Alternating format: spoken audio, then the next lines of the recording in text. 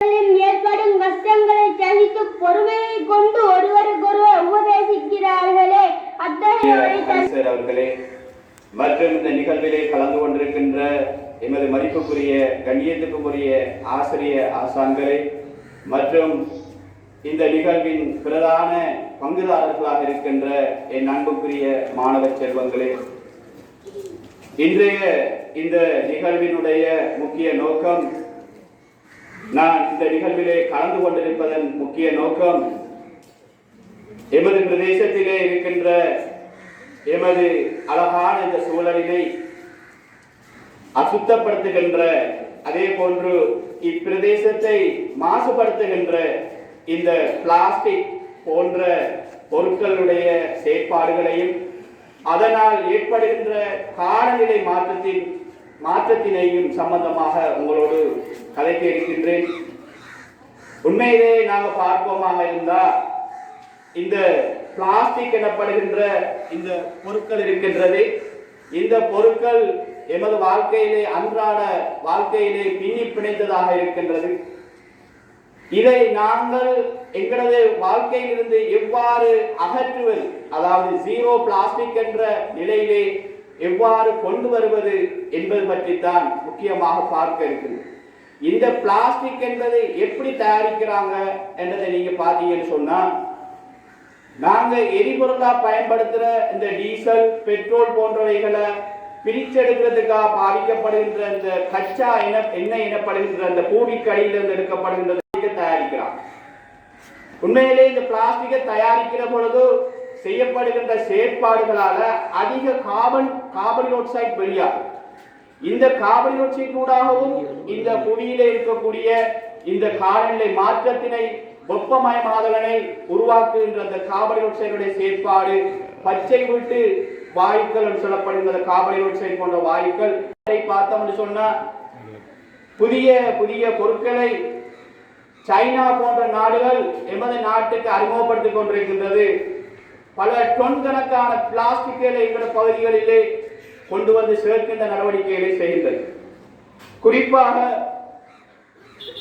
இன்று நாங்கள் பழமையாக அழகாக கண்ணாடி கிளாஸ்களிலே குடிச்சுக்கிட்டு இருந்த நாங்கள் இன்றைக்கு பாருங்க, புதிதாக பல ஜூஸ்களை குடிக்கிறதுக்கு இந்த பிளாஸ்டிக்கை கொண்டு வந்து சேர்த்திருக்காங்க.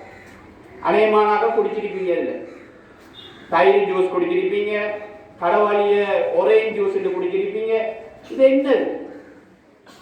இதான் எங்களுக்கு தந்திருக்கக்கூடிய பிளாஸ்டிக் மாபியா எனப்படுகின்ற அந்த பிளாஸ்டிக் மாபியாவால் அறிமுகப்படுத்தப்பட்ட பொருட்கள் தான் இவை. இவைகள் எங்களை உடம்புக்கு ஒரு காலமுமே நல்லதல்ல. இதுல நாங்க ஜூஸ் குடிக்கிறதோ அல்லது வேறு போன்ற பானங்கள், குறிப்பாக சுடச்சிட குடிக்கக்கூடிய டீ குடிக்கிறதோ பிளேண்டி குடிக்கிறதோ அறவே கூடாது. இதை குடிச்சிங்கன்னு சொன்னா இதுல இருந்து குடிக்கிற பானம் உங்களோட உடம்புக்கு நோயை உண்டாகக்கூடிய பானமாத்தான் உங்களோட உடம்புக்குள்ள போகும். இதை நாங்க என்ன செய்யக்கூடாது, குடிக்கவே கூடாது. இதுல இருக்கிற இந்த ஸ்ட்ரோ பார்த்தீங்கன்னு சொன்னா, இந்த ஸ்ட்ரோ வந்து மண்ணோட மண்ணாக உக்கி போறதுக்கு குறைஞ்சது 450 வருடங்கள் எடுக்கும். அதுவரையும் இந்த பிளாஸ்டிக் வந்து இந்த உலகத்தில் வாழக்கூடிய மனிதர்களுக்கு தீங்கு செய்து கொண்டே இருக்கு. அதே போல இந்த பொருட்களை பாதிக்கிற பொழுது எங்களுக்கு மாத்திரமல்ல, இங்க பிரதேசத்தில் இருக்கக்கூடிய இந்த உலகத்தில் இருக்கக்கூடிய மரங்கள் மற்றும் உண்டான ஏனைய உயிரினங்களுக்கும் பாரிய பாதிப்பு இருக்கு. இன்றைக்கு நாம கடையில போய் டீ வாங்கி குடிக்கிறோம். பல பேர்கள்ல இருக்குது, பேர் சொல்ல முடியாது. பல பேர்கள்ல இன்றைக்கு டீ குடிக்கிறோம், காஃபி குடிக்கிறோம். இந்த கப்புகள்ல என்ன இருக்குன்னு உங்களுக்கு தயவு செய்து கவனிக்கும். இந்த கப்புக்குள்ள பேப்பர் கப்புன்னு சொல்லுவான். இந்த கப்புக்குள்ள ஒரு லேயர் ஒன்று இருக்கு. அந்த லேயர் என்ன செய்யணும்னு சொன்னா, சூடா நாங்க இதுக்குள்ள காஃபியையோ அல்லது டீயையோ எடுக்கிற சந்தர்ப்பத்துல இதுக்குள்ள இருக்கிற பிளாஸ்டிக் வந்து உருகி எங்கட டீயோட சேர்ந்து எங்களை வகுத்துக்குள்ள போயிடும். நாளாந்தம் நாங்க பிளாஸ்டிக்கை சாப்பிட்டு கொண்டே இருக்கோம்.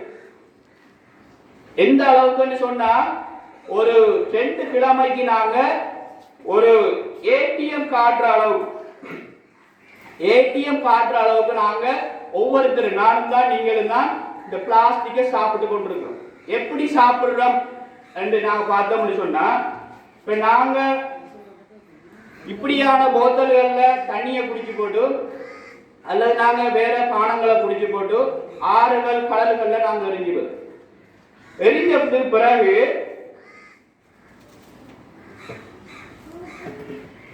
அது மாத்திரமல்ல, நாம பாவிக்கிற பிளாஸ்டிக் பொருட்கள் என்ன பொருட்களா இருந்தாலும் இந்த வெயில் காரணமாக வெப்பம் காரணமாக என்ன செய்யணும்னு சொன்னா பிளாஸ்டிக் உடைஞ்சி சின்ன சின்ன துகள்களாக மாறும். அதாவது நீங்க இந்த பாத்தீங்கன்னு சொன்னா இந்த இப்படி துகள்களாக மாறும். இவைகள் என்ன செய்யணும்டா கடல்ல அடங்கி ஆறுல அடங்கி கடலுக்கு போய் கடல்ல இருக்கிற மீன்கள் ஆத்துல இருக்கிற மீனெல்லாம் சாப்பிடும். நாங்க என்ன செய்வோம், கொஞ்ச காலத்துக்கு பிறகு அந்த சாப்பிட்ட மீனை நாங்க சாப்பிடுவோம். அப்ப அந்த மீனூடாக நாங்க பிளாஸ்டிக்கை தின்று கொண்டிருக்கிறோம். இன்றைக்கு நாங்க இந்த பிளாஸ்டிக்களை பாவிக்கிற காரணமாக அதிகமான பிளாஸ்டிக் துகள்கள் எல்லா பகுதியிலையும் காற்றிலையும் பறக்குது, மண்ணிலையும் பறக்குது, தாவரங்கள்லையும் பறக்குது. இந்த சாப்பிடுற மிருகங்கள் குறிப்பாக மாடு, ஆடு, கோழி போன்றவைகளை நாங்க சாப்பிடுறோம். ஒரு விசித்திரமான உணவு சங்கிலி. இந்த சாப்பிடுறது காரணமாக இந்த விலங்குகள் சாப்பிட்ட சாப்பாட்டை திரும்ப நாங்க விலங்குகளை சாப்பிடுறோம். இந்த ஆடு மாடை சாப்பிடக்கூட எங்களுக்கு என்ன சரி பிளாஸ்டிக் போகும். அதே போல நீர் நிலைகள்ல போய் சேருது, குடிக்கிற குளங்கள்ல போய் சேருது, ஆறுகள்ல போய் சேருது. அந்த தண்ணியை குடிக்கிறோம், காற்றை சுவாசிக்கிறோம். இதன் காரணமாக நாங்க 2 கிழமைக்கு ஒருக்கா நாங்க என்ன செய்யறோம், இந்த பிளாஸ்டிக் ஏடிஎம் காட்டுற அளவுக்கு நாங்க பிளாஸ்டிக்கை தின்று கொண்டிருக்கோம். இந்த மைக்ரோ பிளாஸ்டிக் இருக்குது. இந்த மைக்ரோ பிளாஸ்டிக் மிகவும் ஆபத்தான ஒன்று. இந்த மைக்ரோ பிளாஸ்டிக் சூழல்ல இருக்கிற நச்சு பொருட்களை உறிஞ்சக்கூடிய, குறிப்பாக தண்ணியில மிதக்கிற சந்தர்ப்பத்தில் வயல்களுக்கு அடிக்கக்கூடிய பார உலகங்கள் உங்களுக்கு தெரியும், கந்தகம், அதே போன்ற ஆசனிக்கு போன்ற உலகங்களை வந்து லேசா உறிஞ்சினா இதை சாப்பிடுற மீன்களை நாங்க சாப்பிடக்குள்ள அந்த நச்சு பதார்த்தம் உள்ள அந்த விஷங்களை கொண்ட அந்த உணவுப் பொருட்கள் எங்களுடைய வந்து சேரக்கூடிய நிலைமை உருவாகும். எனவேதான் இந்த பிளாஸ்டிக்கினுடைய பாவனையை நாங்கள் நிச்சயம் குறைக்கணும். இன்றைக்கு பாருங்க, எங்களோட வீடுகள்ல பழங்காலத்துல பிரம்புகளால செய்த இடியப்ப தட்டுகளை நாங்க பாவிச்சோம். இன்றைக்கு பாருங்க வீடுகள்ல பிளாஸ்டிக்காலானது பாவிக்கிறோம். இது மிகவும் ஆபத்தானது. இதில் அவிக்கப்படுற இடியப்பமோ அல்லது கொழுக்கட்டையோ எந்த உணவுப் பொருளா இருந்தாலும் நாங்க சாப்பிடக்கூடாது. எங்களோட தாய்மார்கள்ட்ட இப்படி அவிக்காங்கன்னு சொன்னா தயவு செய்து நீங்க போய் காட்டுங்க. இதை வந்து அரசாங்கம் தடை செஞ்சிருக்கு. யாராவது எந்த கடையிலாவது வச்சு விற்பாங்களா இருந்தா இதை அரசாங்கம் பிடிக்கும். அதுக்கு நீங்க காட்டி கொடுக்கலாம். அதுக்குரிய எண்கள் இருக்குது. நீங்க அதன் மூலமா தொலைபேசி மூலமா அழைச்சி சொல்லி கொடுத்தீங்கன்னு சொன்னா அரசாங்கம் அவங்கள கைது செய்யும். அதே போன்று இன்றைக்கு பாருங்க, லஞ்ச் சீட்னு சொல்லி நாங்க சாப்பாடு கட்டுறது பாவிக்கிற ஒரு பொலித்தீன் வகையான ஒரு பொருள்.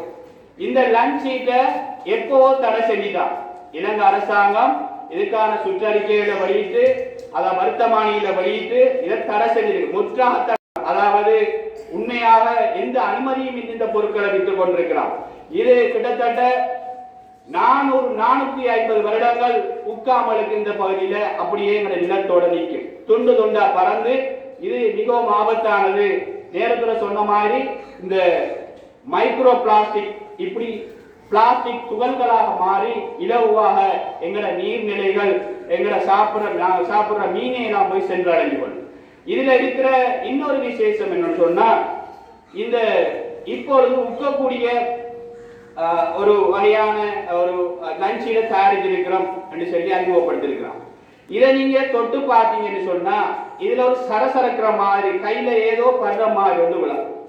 இதுல என்ன சேர்த்திருக்காங்கன்னு சொன்னா கல்சியம் கார்பனேட்டை சேர்த்திருக்கிறார். அண்மையில ஒரு ஆள் ஹார்ட் அட்டாக்கால பாதிக்கப்பட்டாரு. அது சொல்லுவாங்க நம்மளால ஹார்ட் அட்டாக். இந்த ஹார்ட் அட்டாக் ஏற்பட்டிருக்கு. என்ன காரணம் பார்த்தா அவர் வளமையாக லஞ்ச் தான் சாப்பிடுவார். எப்படின்னு சொன்னா கடைசியா வலிச்சும் சாப்பிடுவார். அப்ப என்ன செய்ய, இந்த இலைக்கிற கல்சியம் கார்பனேட் சுண்ணாம்பு அதான் கல்சியம் கார்பனேட். சிலாங்க வெத்திலா போடுறதுக்கு வச்சு சாப்பிடுவாங்களே, அதான் கல்சியம் கார்பனேட். இந்த சுண்ணாம்பு என்ன செய்யணும்னு சொன்னா இறைக்கிறது கொஞ்சம் கொஞ்சமா அந்த உடம்புல சேர்ந்து காலப்போக்கில் இந்த உடம்புல இருக்கக்கூடிய ஏனைய உறுப்புகளை பாதிக்கும். குறிப்பாக எங்களோட உடம்புல இருக்கிற இந்த ஹார்ட்டை பாதிக்கும். ஹார்ட் அட்டாக்னு சொல்லுவாங்கன்னு, இந்த ஹார்ட் அட்டாக் வந்திருக்கிறதுக்கு மிகவும் பிரதான காரணமாக இது மாறிக்கொண்டிருக்கு. ஆகவே நாங்கள் இந்த லஞ்ச் ஷீட்ல நாங்கள் வைக்கிறையா சாப்பாடு, லஞ்ச் ஷீட்ல நாங்கள் சாப்பிடக்கூடாது. நாங்க எப்பயும் என்ன செய்யணும், பிளாஸ்டிக் எங்களுக்கு கட்ட கொடுக்க கூடாது. அதே போல பாத்தீங்கன்னு சொன்னா யோகட்டுகள் வரும், இதெல்லாம் பிளாஸ்டிக்ல வரும். இதை நீங்க யோகட்டுகளை பிளாஸ்டிக்ல வந்தா சாப்பிடாதீங்க. அதே போல இப்படியான தட்டுகள்ல நிறைய சாப்பாடுகள் வரும். அதே போல சில ஸ்வீட்ஸ் ஐட்டங்கள் இப்படி இதுகள்ல வரும். இதுகள்லையும் நீங்க எடுத்து சாப்பிட பிளாஸ்டிக் சொல்ல சாப்பாடு. கண்ணாடி போத்தல்கள்ல வந்தா சாப்பிடுங்க, கண்ணாடி பாத்திரங்கள்ல வந்தா சாப்பிடுங்க. அதே போல தண்ணி குடிக்கிறதுக்காக வேண்டி நாங்க இப்படியான போத்தல்களை பாதிக்க கூடாது. இதுல பின்னுக்கு பாத்தீங்கன்னா பெட்டுன்னு அடிச்சிருக்கு, PET. இதை நாங்க ஒரு காலம் பாதிக்க கூடாது. இது இலகுவாக நாங்க பாதிக்கிற உணவோட சேர்ந்து உடம்புக்குள்ள போய் சரிதானே. அதே போல நாங்க தேங்காய் எண்ணெய் வாங்குறீங்க என்ன அநேகமான பிளாஸ்டிக் போத்தல்கள். தேங்காய் எண்ணெய் வாங்கி இந்த பிளாஸ்டிக் போத்தலோட தாக்கம் அடைஞ்சி எங்கட உடம்புக்குள்ள லேசா ஒரு நஞ்சு தண்ணி உள்ள கொண்டு போகும். ஆகவே கண்ணாடி போத்தல்கள்ல தான் நாங்க தேங்காய் எண்ணெய் வாங்கி கொள்ளணும். அப்படியான போத்தல்கள் வர தேங்காய் எண்ணெய் தான் நாங்க பாவிக்கணும். எனவே இவ்வாறான ஒரு பெரிய ஒரு சவாலை நாங்க எதிர்கொண்டு இருக்கிறோம். ஆகவே இந்த சவால்ல இருந்து நாங்க விடுபடணும்னு சொன்னா, இந்த சவாலை நாங்க முறியடிக்கணும்னு சொன்னா, இந்த பிளாஸ்டிக் பாவனையை நாங்க முற்றாக நாங்க தடை செய்யணும். நாங்க எங்கட பாவனையை நாங்க இந்த பிளாஸ்டிக்ல இருந்து விடுபட வைக்கும். அதே நேரம் இந்த பிளாஸ்டிக் துகள்கள் கடல்கள் அடைந்த டைம்ல கடல்களோட மேற்பரப்புல இது அப்படியே மிதந்து சூரிய ஒளி கடலுக்கு அடியில் இருக்கக்கூடிய கடல்கள் இருக்கக்கூடிய தாவரங்கள் அதுல வாழக்கூடிய விலங்குகளை அந்த கார்பன் போய் சேர்ந்து அந்த கார்பன் அளவு உலகத்துல குறைகிறதுக்கு வழிவகுக்கும். ஆனா இந்த கடல் மேற்பரப்புல இந்த பிளாஸ்டிக் துகள்கள் அப்படியே ஒரு படையாக நிற்குமாக இருந்தா இந்த சூரிய ஒளி அதுல இருக்கிற கார்பன் வந்து உள்ளு போய் அதாவது இந்த நிலைகள்ல இந்த கார்பன் அளவு குறைகிற தன்மை குறைஞ்சி சூழலுக்கு அதிகமான கார்பன்கள் அதே போல வெப்பமயமாதலுக்கு உலக வெப்பமயமாதலுக்கு காரணமாக அமையும். எனவேதான் அன்புக்குரிய எனது மாணவ செல்வங்களே, நாங்கள் எங்களது ஆரோக்கியத்தை பாதுகாப்பதோடு சூழலுடைய வெப்பநிலை இன்றைக்கு உங்களுக்கு தெரியும். காலையில கூட 7-8 மணிக்கெல்லாம் சரியான வெப்பம், வீட்டுல இருக்கல ஃபேனை போட்டாலும் என்ன சரியான சூடான காற்று. என்ன காரணம்? இப்ப ஒரு 10 வருஷத்துக்கு முதல் பார்த்தா ஃபேன் பாதிக்கிற வீடுகளை குறைய தருது. வெண்டைக்கு நாங்க ஃபேனை பாதிச்சு கூட இருக்கலாத நேரம் அடுத்த கட்டம் நாங்க ஏசி அது எதுன்னு சரி போற ஒரு இக்கட்டான கட்டத்துக்குள்ள நாங்க இருக்கோம். எனவேதான் நாங்க அன்பு செல்வங்களே இந்த பிளாஸ்டிக்கினுடைய பாவனையை நாங்க முற்றாக தவிர்த்து இந்த இலங்கை திருநாட்டுல இந்த கிளீன் ஸ்ரீலங்கா திட்டத்தின் கீழே